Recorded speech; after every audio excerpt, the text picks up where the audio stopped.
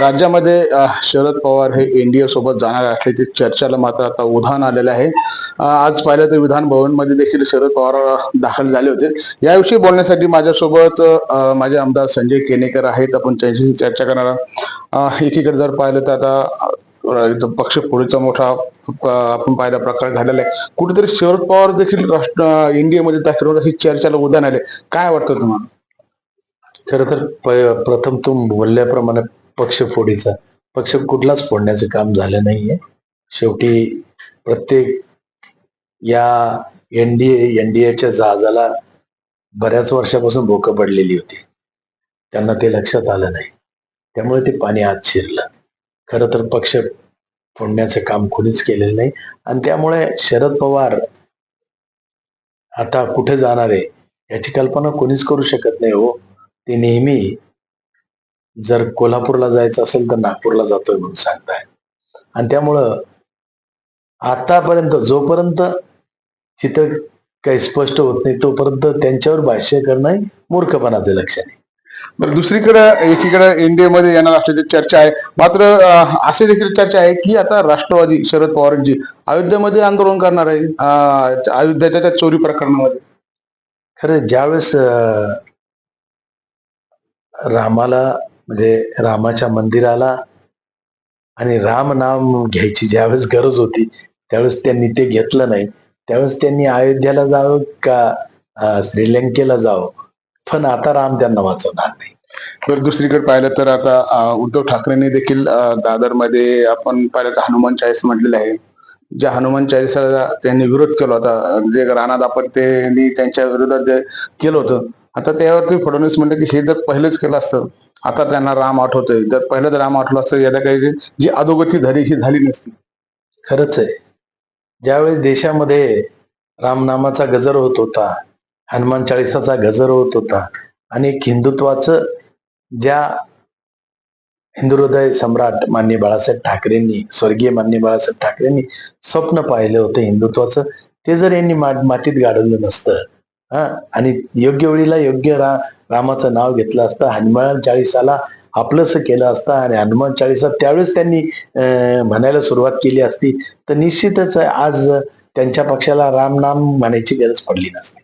तर दुसरीकडे जे आहे तर जे काही मिसिंग लिंक आहे त्या संदर्भात ज्या काही बातम्या येत आहेत की तो लीक झालेला आहे, कुठेतरी त्याला बोगदं पडलेलं आहे.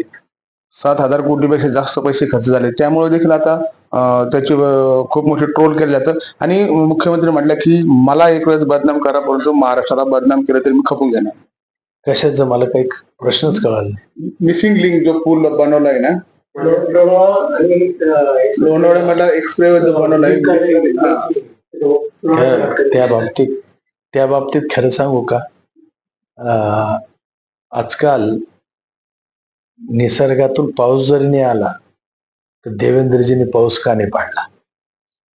यामुळे निसर्गाच्या घटना ज्या काही घडल्या निसर्गामुळे त्या निसर्गाला त्याला चॅलेंज नाहीये आणि त्यामुळं विरोधकाला आरोप करायला जागा राहिल्यामुळे ते कशावरही घसरू लागले. आता पर्यावरणाचा समतोल जर बिघडत असेल तर तो भाजपच्या राजकारणाचा विषय होऊ शकत नाही, भाजपच्या नेतृत्वाचा विषय होऊ शकत नाही किंवा भाजपच्या सरकारचा देवेंद्रजींच्या सरकारचा विषय होऊ शकत नाही. राज्यामध्ये पेपर फुटी संदर्भामध्ये असेल की शेतकऱ्याच्या संदर्भामध्ये असेल, रोहित पवार सातत्याने आंदोलन करत आहेत. संभाजीनगरमध्ये देखील आंदोलन केलंय. कुठेतरी सरकार जाणून बुजून यांना बगल देते असे आरोप केले जाते. जेव्हा रोहितजींनी स्वतःच पक्षाचं आंदोलन केलं त्यावेळेस ते आंदोलन 3 नेतृत्वात विभागलं गेलं. नेमका त्या आंदोलनाचा नेता कोण होता हेच शेवटपर्यंत कळालं नाही. ते सुप्रिया सुळे होते का रोहित पवार होते का अन्य हर्षवर्धन होते तेच कळालं नाही लोकांना.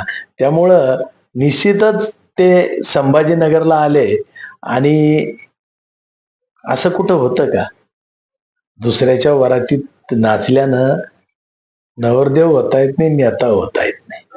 तर दुसरीकडे आपण पाहिलं तर आज देखील त्यांनी बोलताना सांगितले की सरकारने जी काही कर्जमाफी योजना आणली आहे ही फसवी आहे आणि यामधून कुठेतरी सरकार वसुली करण्याचं काम केलं. हे वसुली कर्ज आहे माफी आहे, ही कर्जमाफी नाही. म्हणजे एक प्रकारचे सरकार पैसे वसूल करत आहे. रोहित पवारांनी स्वतःच्या शेतावरच्या सालदारांना विचारावं की सरकार योग्य आहे का नाही. त्यांना स्वतःच्या सालदारांना नीट सांभाळता येत नाही. त्यांना सरकारवर आणि शेतीवर चर्चा केली. स्वतःचे सालदार हे सांभाळू शकत नाही. आता संभाजीनगरमध्ये जर पाहिलं तर महानगरपालिकेची सत्ता तुमची आहे. रस्त्याच्या प्रश्नासंदर्भात जर बोलायला गेलं तर अनेक भागामध्ये रस्त्याला गड्डे पडले, त्यामुळे सर्वसामान्य नागरिकांना मात्र या अडचणीला सामोरे जाण्याची वेळ आहे. हजारो कोटीचे रस्ते झालेले आहेत शहरामध्ये.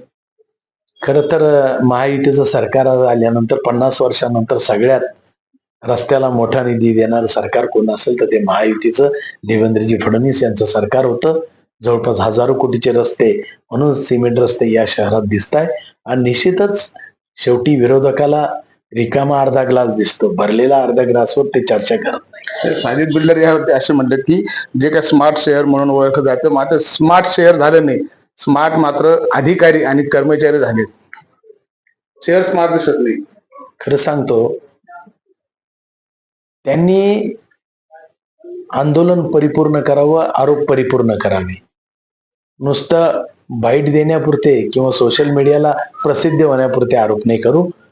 परिपूर्णतेची पुरावे देऊन यांना घरी पाठवल्याशिवाय स्वस्थ बसू नका विरोधी पक्ष नेत्यांना. जर तुमच्याजवळ पुरावे आहेत तरच तुमच्या खऱ्या अर्थानं या बोलण्याला अर्थ उरेल. नक्कीच आपण पाहिलं हे होते माजी आमदार नेते संजय केनेकर यांनी ज्या पद्धतीने साजिद बिल्डर यांनी जे आरोप केलेले आहे त्यावरचे तथ्य असेल तर तुम्ही तथ्य समोर आणावे आणि त्या अधिकाऱ्याला आपण घरी बसवावे. मात्र पुरावे नसेल तर नुसतं मीडिया समोर येण्यासाठी हे वक्तव्य करू नये असं देखील खडा बोल संजय केनेकर यांनी सुनावले. संजय आहेर, एलएस मराठी, छत्रपती संभाजीनगर.